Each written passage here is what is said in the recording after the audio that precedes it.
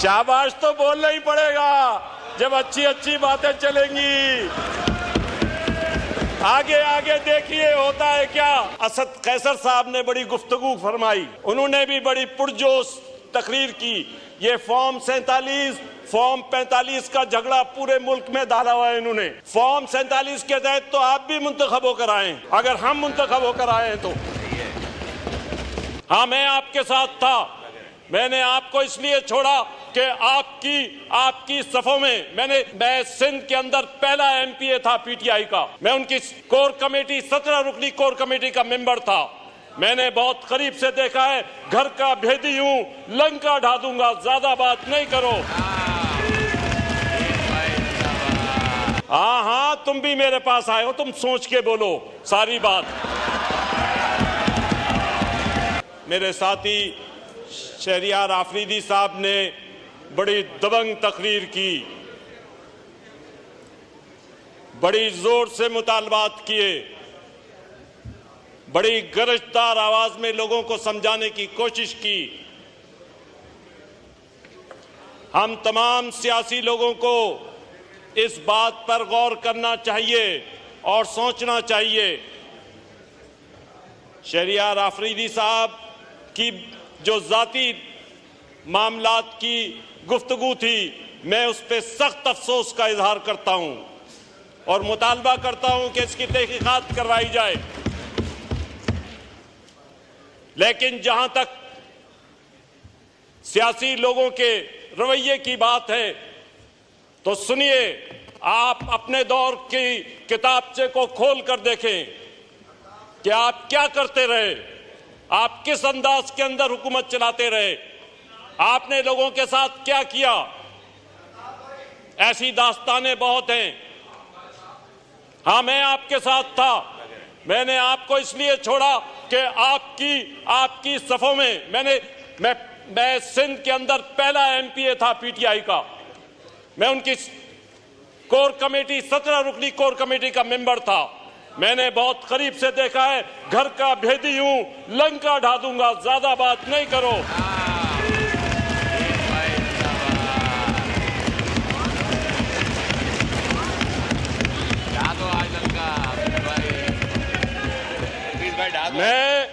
मैं ये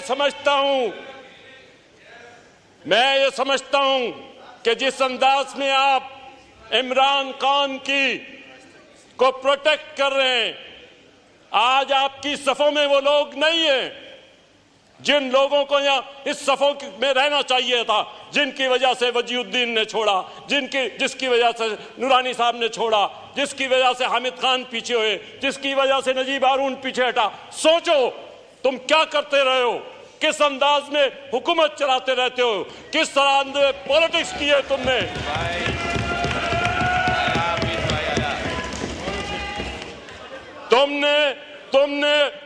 तुमने चौराहे पे शरीफों की पगड़ियां उछाली हैं। शरीफों से मुराद मेरी वजीउद्दीन जैसे लोग हैं। हम सियासतदानों को सोचना चाहिए। मैं 11 मरतबा जेल गया हूं, स्टूडेंट लाइफ से लेकर अब तक, सॉलिटरी कन्फाइनमेंट से लेकर हर चीज बर्दाश्त की है। हाँ, तुम भी मेरे पास आए हो, तुम सोच के बोलो सारी बात।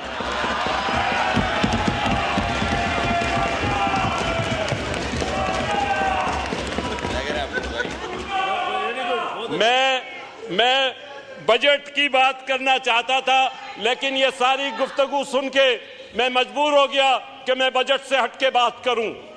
बजट की बुनियादी बात जो हमें समझना चाहिए, जो देखना चाहिए, हमें मालूम है ये मजबूरी का बजट है। मुल्क की सियासी और माशी सूरत हाल ऐसी है कि जिसमें इस बजट पर इस अंदाज में चलना जरूरी था। हम तमाम लोगों को सोचना चाहिए, इसमें ऐसी मुस्बत तजावीज दें जिससे हमारी जो हुकूमत है मौजूदा या मुमलिकत जो है वो इसका पहिया आगे घूम सके। सबसे पहली बात तो यह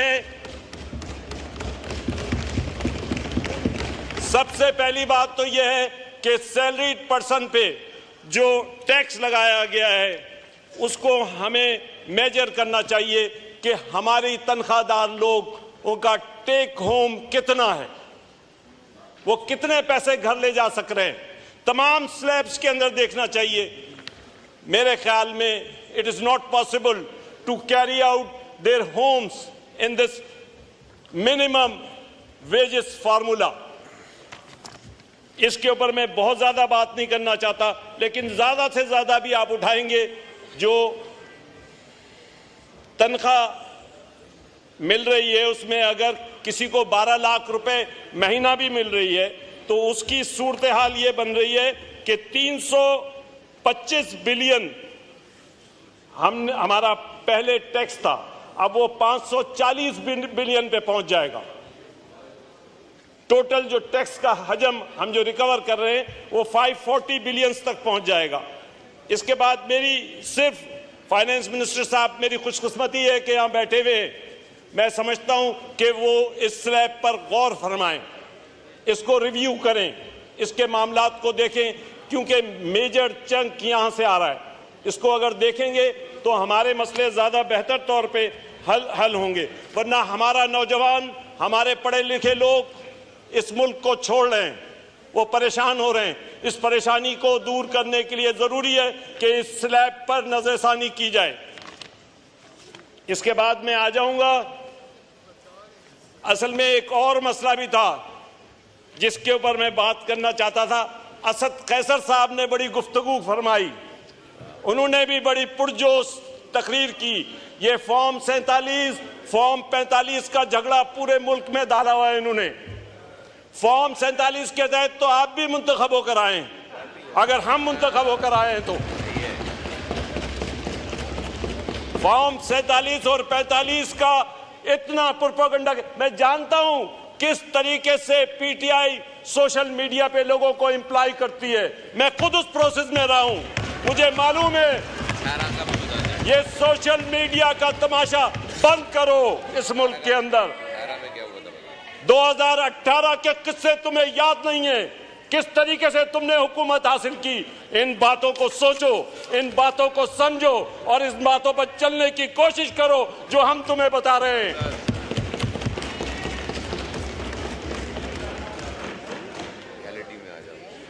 इसके बाद उन्होंने एक और बात की, आर्टिकल 58 और 57 की बात की। भाई अगर ये बातें करते रहोगे कि बिजली वहां पैदा हो रही है, हम कराची वाले यहां बैठे हुए हैं, पाकिस्तान की सारी दौलत हमारे रास्ते से आती है, हम उस रास्ते पे रोक सकते हैं, हम उस पे 60 से 70% रेवेन्यू कराची से आता है। कराची के एक लालू खेत पूरे लाहौर से ज्यादा टैक्स देता है। उसके बारे में सोचो। अगर इस किस्म की मुतासिबाना बातें कैसर साहब आप लोग इन ऐवानों में करते रहेंगे तो उसके नताइज कुछ और ही होंगे। हमारी इंडस्ट्री, मैं कराची के उस इंडस्ट्रियल एरिया का मुंतखब नुमाइंदा हूं जिसे साइट कहते हैं, जहां से सबसे ज्यादा पाकिस्तान का टैक्स आज भी आता है, सबसे बड़ा इंडस्ट्रियल एरिया है। उसकी हालत आप जाके देखें, पानी नहीं है, बिजली नहीं है, लॉ एंड ऑर्डर सिचुएशन खराब है, गैस नहीं है। आप बताइए किस तरीके से इंडस्ट्री चलेगी, किस तरीके से पाकिस्तान चलेगा। ये पीटीआई दौर हुकूमत के साथ ही है। हाँ, यही तो मैं बता रहा हूं आपको।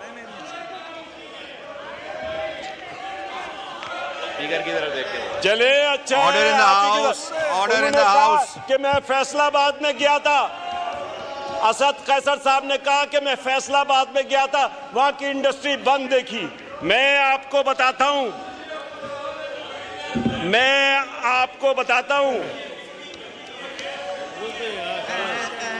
हाँ यही हम कह रहे हैं आपके दौर से।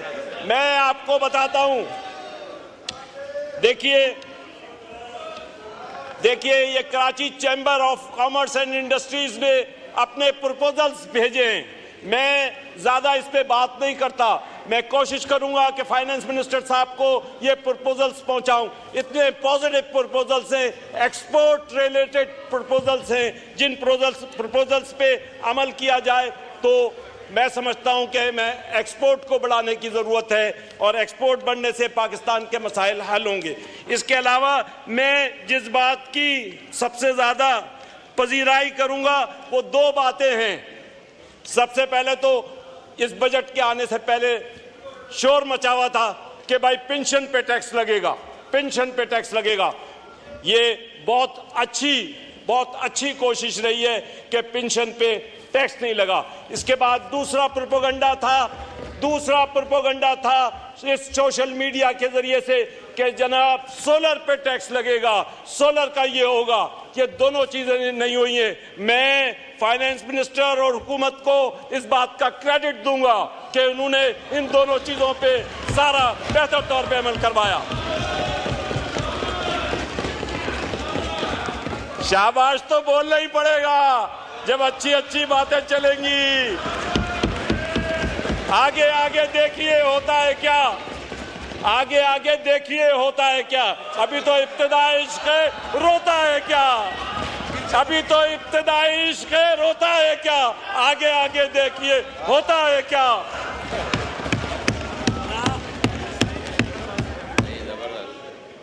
बात